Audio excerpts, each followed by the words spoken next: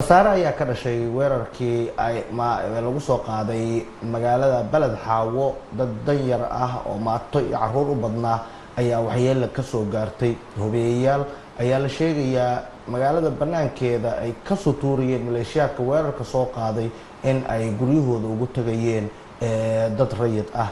caruurta ku geeriyootay weerarkii maanta Balad Xaawo lagu soo qaaday 8 ayaa tiradooda lagu sheegay. 5 ka mid ah caruurtaasi waxay ahaayeen isku qoys. balse aan wax badan uga ogaano xaaladda bukaanadii ku dhaawacmay iyo kuwa ku dhintayba weerarkii Balad Xaawo ka dhacay iyo xaaladda la tacaalidda caafimaad iyo daryeelka ay heleen, waxaa qadka telefoonka magaalada Balad Xaawo si toos ugu jira Dr. Maxamuud Goomey oo ka mid ah dhaqaatiirta isbitaalka guud ee magaalada Balad Xaawo. Dr. haddii aad maqasho marka hore soo dhawow. aad iyo aad baa u dhawaaqsantahay. tirada dadka dhaawacyada qabay ee isbitaalka la soo gaarsiinayay tan iyo markii xalay weerarku uu bilowday iyo sida kala duwan ee isbitaalka ay u soo gaarayeen. walaal horta marka hore xalay siqi dhexe abaara kooxii iyo bar meelaha bay xabadu bilaabatay. way adkayd marka dadka dhaawaca in laga soo bixiyo guryaha. dhaawaca ugu horeeyay waxaa naloo keenay markii uu waaga baryay ayaa naloo keenay dhaawaca ugu horeeyay. marba marka ka dambeysay marka dhaawaca uu soo tarayay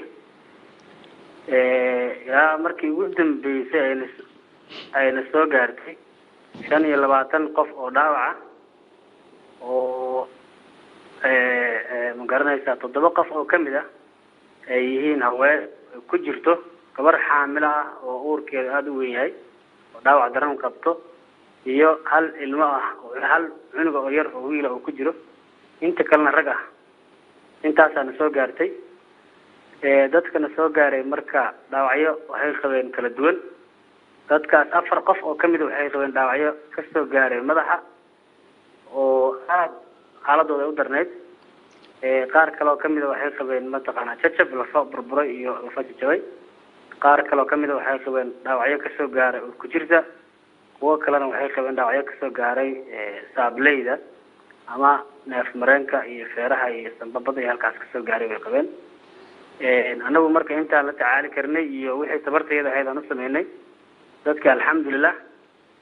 inkastoo jiraan 2 qof oo markii ayna soo gaareen ba horay ka dhimatay oo markii saa noogu soo galeenba dhintay iyo 6 qof oo kale oo meyd ah oo na soo gaareen oo ayagana isbitaalka la keenay ayagoo meyd ah.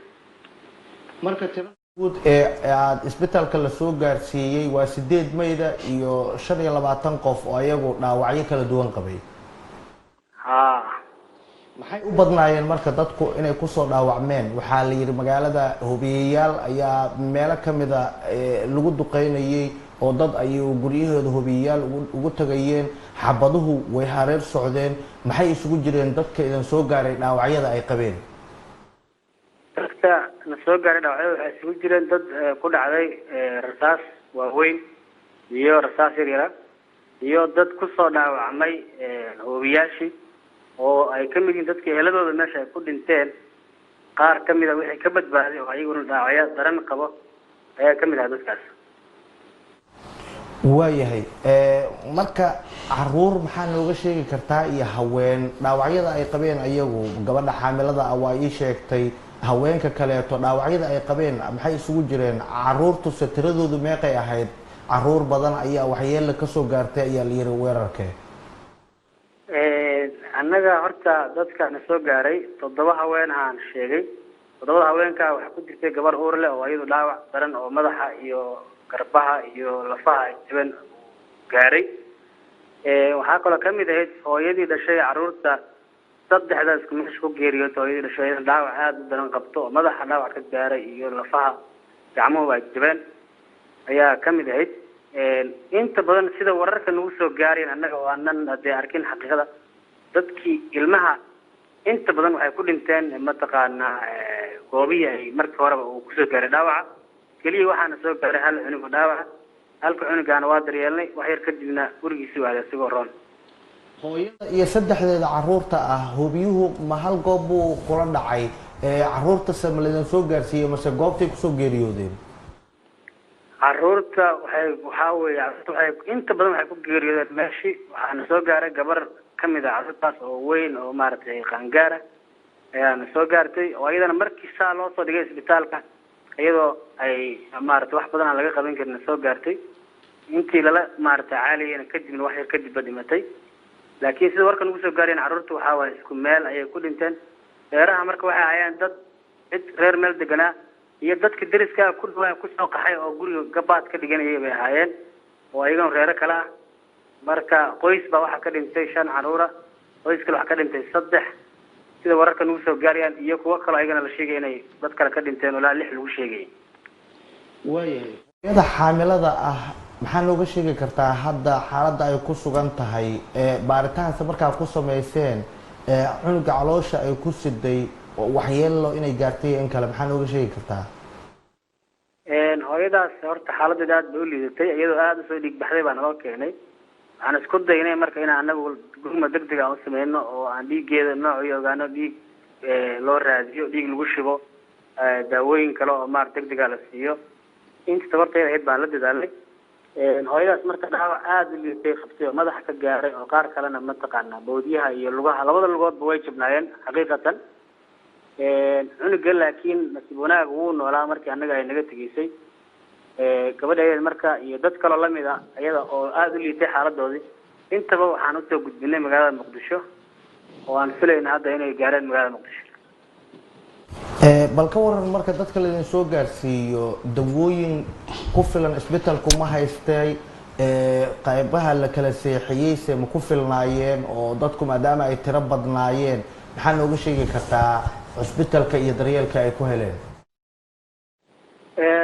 runtii isbitaalka horta waa isbitaal yar oo degmo ku yaalo waaye waxaana gacanta ku hay-ad baa gacanta ku hayso waana isbitaalka guud ee degmada waaye sariiraha yaalla way iska kooban yihiin oo waa ilaa 38 sariir 35 sariir qaybaha jiifka marka laga reebo dhalmada iyo meelaha kale marka laga reebo waad garan kartaa marka hadee isbitaal 35 sariir 38 sariir taalo oo la keenay oo yaraan dad ku dhow 30 qof ku dhow la keenay oo iyadoo laga yaabo inay xanuuno kala jireen dad badan oo kamid isbitaalka ay hore u sii jiifeen garan kartaa cariiriga iyo culayska isbitaalka inta la soo saaray laakiin waxaan isku daynay intii tabartayada inaan dadaalno oo dadkaas aan u helno sariiro iyo meelo la dhigo runtii shaqaalihii meesha joogeen aad iyo aad bay u dadaaleen iyadoo dee xabadii dhacayso xabadii socoto oo dhaawac iska daba imaanayo oo xilli adag ay tahay waxaan isku daynay intii tabartayada ah oo isbitaalka awoodiisa ah inaan ma garanaysa aan xalino wixii aan xalin karno nasiib wanaag labada qof oo iyagoo naloo keenay markaas maaragtay naf ama ogiye intii kale waa la tacaalnay wixii darnaana waan gudbinay wixii kalena waa noo jiifaana wax ka qaban karnay wixii roonna ayar iyagoo mataqaanaa loo adeegay oo loo shaqeeyay bay guryahooda na dirtay waayahay dhaawacii ugu dambeeyey goormaa laidin soo gaarsiiyey haddase xaaladdu waa sidee magaalada dhaawacii ugu dambeeyey waxaana la soo gaarsiiyey cabaar 9 saac iyo bar meelahaas aana soo gaarsiiyey dhaawacii ugu dambeeyey waanan maaragtay la tacaalnay intaan u samayn karnay waan u sameynay qaar badan oo kamid oo ku jireen xabado ayaan jirkooda ka soo saarnay xabadihii kuwo kalena adeegii gurmadka degdega ah waan u sameynay alxamdulilah waan lagu guuleystay magaaladana guud ahaan hadii waad garan kartaa magaalo xalay 7 saac bay xabad ka bilaabatay ilaa iyo soo gaartay casradii duhurka soo gaartay marka jawigeeda waa iska dareemi kartaa jawi colaadaad weeye ha ahaatee laakiin jawiga magaalada hadda waa degan yahay wax kaloo dhiba ma jiro dadka unbaa hadalhaynta ugu badan ay tahay inay dee dhibkii iyo dadkii wax gaareen iyo tacsiyeyn iyo isu socod iyo maaragtay aaskii dadkii dhintay meesha ayaa lagu mashquulsan yahay tirada dadka magaalada muqdisho loo soo qaaday bukaanada culus ahaa maxaa nooga sheegi kartaa iyaga bukaanada hadda aada u liitay waxay ahayeen ugu yaraan 12 qof baa bukaanada aada u liitay oo xaaladooda ay adkayd laakiin anaga bukaano kale oo waxaa jira iyagana xaaladooda ama ay dari kartay ama ay sii cuslaan kartay oo awood isbitaalka uusan xamili karin oo u baahnaa dhakhaatiir takhasusyaad gaar ah leh guud ahaan marka waxaan soo dirnay 17 qof meelaha sidaan soo dirnay magaalada Muqdisho. Dr. Maxamuud Goomey oo kamid ah dhakhaatiirta cusbitaalka guud ee magaalada Balad Xaawo ayuu ahaa qadka telefoonka ayuu asagoo ku sugan cusbitaalka guud ee magaalada Balad Xaawo barnaamijka ugu warramay aad buu u mahadsan yahay.